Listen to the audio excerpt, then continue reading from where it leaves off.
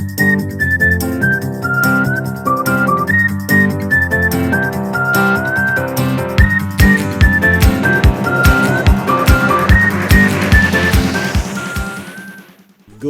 morning! Welcome to Lemon Juice for the Soul. This is our regular midweek devotion. The magnitude of the request. Let us go and proceed with the verses this morning, written in the book of Mark, chapter 11, verses 22 to 25.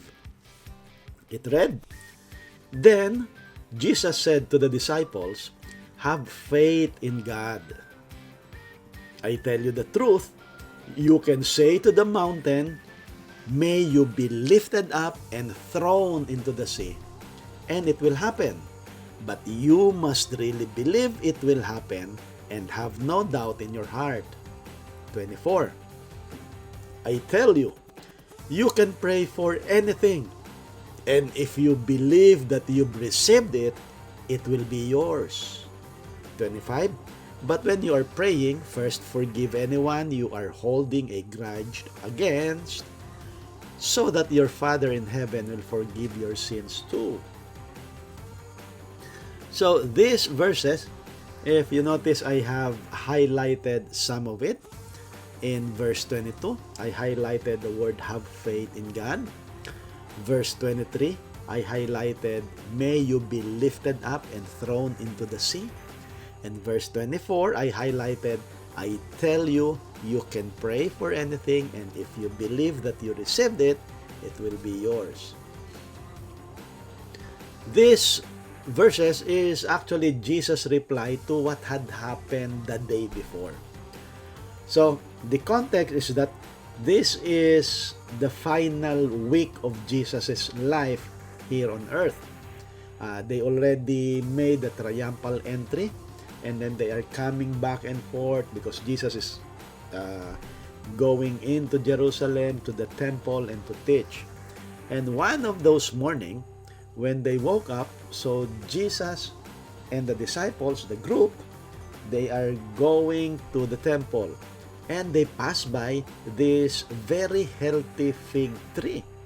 So Jesus went under and checked for the fruit and found nothing or no fruit. So Jesus cursed the tree. The following day, when they are again going back to the temple, because Jesus will be teaching in the temple, the disciples noticed that the tree that Jesus cursed was dead already. And they were surprised. So that's why Jesus gave this advice. So Jesus replied to the disciples and he said, "Have faith in God." Now, this is regarding prayer. Jesus is teaching them about prayer because Jesus is about to leave them. So when Jesus leave them, so they need to learn how to pray or how to communicate with Jesus. Now, when we read these verses, most of us, we focus on some words here. But again, I highlighted few words because there's a lot of lessons that we can learn, but let us just focus on some of those. Like in verse 23, Jesus said, "I tell you the truth." And then verse 24, "I tell you." Now, when reading here, some are focusing on, "May you be lifted up and thrown into the sea." Some are even focusing on, "You can pray for anything." But again, that is true. Jesus is telling it, and Jesus told it, and Jesus is emphasizing it, and he said, "I tell you the truth." So these are all true. The point here is that there is no limit when you ask God for anything. There is no limit. Why? Because God is powerful. Because with God, there's no big prayer or no impossible prayer. Because God is powerful and God has no limit.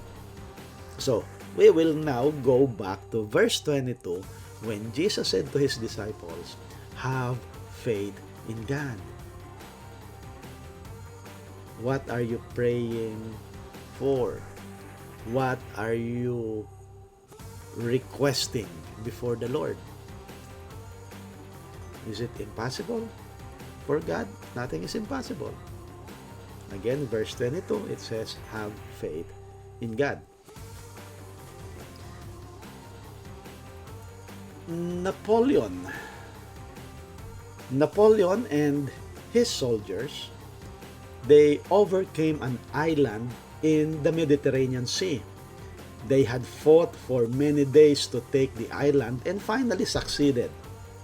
After the capture of the island, at the price of many lives, many soldiers, Napoleon and his generals gathered for a celebration.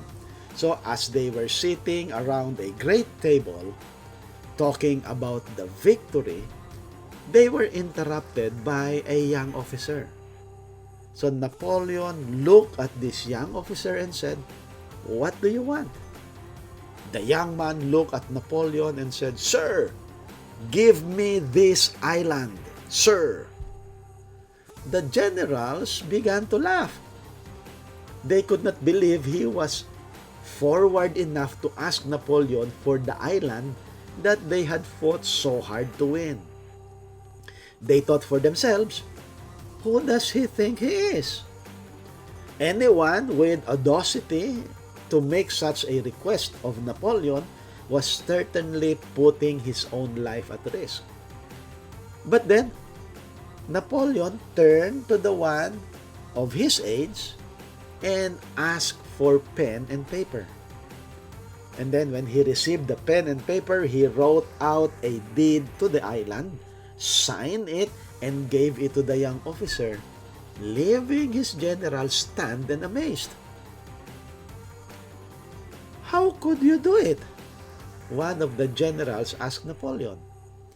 "What made him worthy to receive this great island?"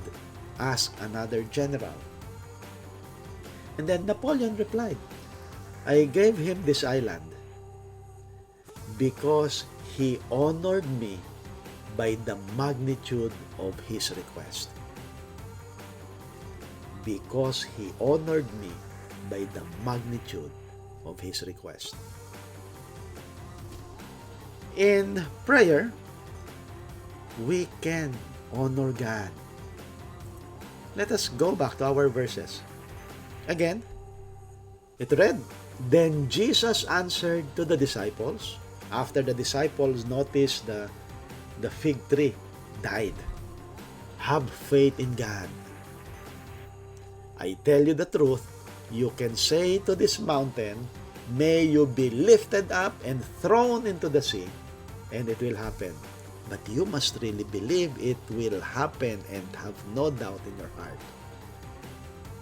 Verse 24, "I tell you, you can pray for anything, and if you believe that you've received it, it will be yours." Have faith in God. Because we can honor God by the magnitude of our request. What are you asking God for? Let us offer it with faith unto the unlimited God. Let us pray. Dear Heavenly Father, we thank you so much. We thank you because we have this opportunity to come straight before you. Because of our faith, you have given us the right to become your children. Now we can call you our Father. We can go and lift our request direct to you. Heavenly Father, here we are coming before you. Here are your children. We have different requests that we are lifting up to you. Heavenly Father, some are small, some are big, some are even impossible. But again, Heavenly Father, we believe that for you, nothing is impossible. That's why, Heavenly Father, help us in our unbelief. Help us, Lord, to put our faith in you as we lift these prayers to you. Heavenly Father, thank you so much.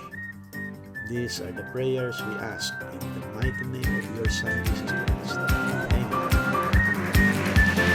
Good morning!